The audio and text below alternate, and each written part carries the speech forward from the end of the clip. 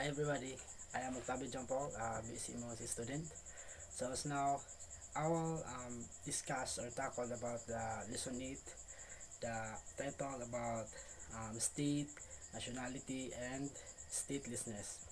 So, the lesson objective. So, after this lessons 8, I should able to discuss about the concepts of states, its recognitions and its rights and duties. And also I will differentiate the concept of nationality, the stateless persons, and refugees.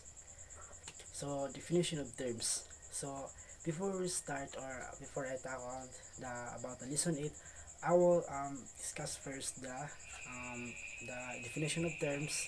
Uh, First is the state, nationality, and the refugee. So first is, what is state? So when you say state, state is the entities that have rights and responsibilities under international law, and which have um, the capacity to maintain the rights by bringing international um, claims. So second is the nationality. So when you see nationality, nationality is a legal band having as its basis of a social fact and attachment. Um, it is a genuine um, connections of existence, interest, and sentiments. Sentiments together with existence of reciprocal rights and duties. So the last but not the least are the refugee.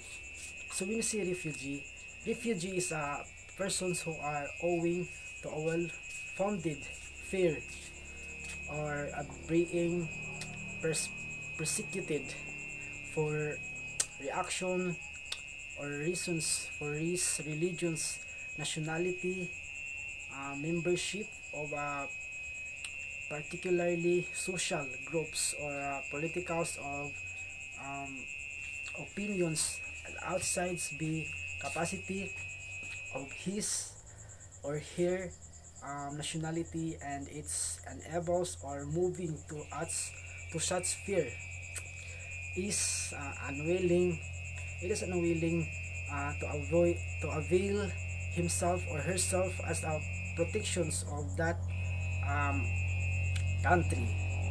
So now I will introduce the lesson 8, the introduction state. The elements of the states are the follows: permanence and permanence populations, define territory, government, and capacity to entertain relationships with other states. So the populations being pretend to does not have to be how genius, racially, ethically, uh, trivially, religiously, or otherwise to be um, settled through the pressures of certain inhabitants into our traditionally nomadic. Nomadic does not matter. So as to be the territory, the size would be the matters, nor its boundaries the defined definitely. So the government centrals, one operating as a political body within the law of the land, and in the effective controls of the territory is required. So lastly, the government must be must sovereign rather, and independent at the whether its territory. It is not subject to the authority of the state. Um, in the regards, the state will have full capacity of um, enter into relations with others state. So the state are created through the following. there are five following that the state are created. First is the discovery and occupation. Second is the perception. Third is the um, session. Fourth is accretion. And the last but not the least are the conquest, the fifth. So when you see discovery and occupations, it is occurs when a territory belonging to an state is placed the um, sovereignty of the claiming state. So the next is the perception. So when you see perceptions is when the territory is required through continuous and interrupted. So positions add a long period over a long period of time. So the third is the session. So when you see session is involve the peoples, groups of territory from our sovereign to another, and with the intentions that's sovereignty should parts. So the third is the accretion. So accretions is a land's area of the state with a true um, natural nears or artificial or the artificially through human labors.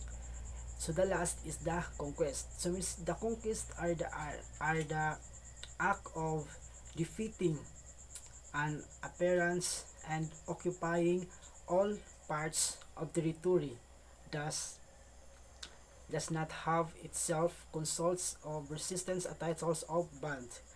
It um it is the quick customs rights under international becomes repeat the territory rights the of belligerent occupations, but the territory remains subject to the legal titles of authored um, sovereign. So now let's the summary of lesson 8, the summary of state, nationality, and um, stateless. So summary. So the states are entities that have rights and responsibilities under international law and which have the capacity to maintain their rights by bringing international claims.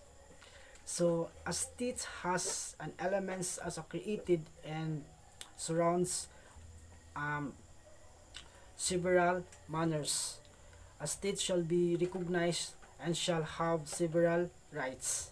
So nationality pertains to the legal la, uh, bands of a person's in his or her state.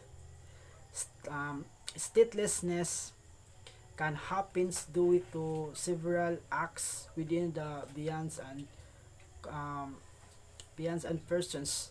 So refugees are national rather of states outside of his or he over states or various reasons. Again, I am Octavio Champol, a PCMOC student. So that's all, and thank you.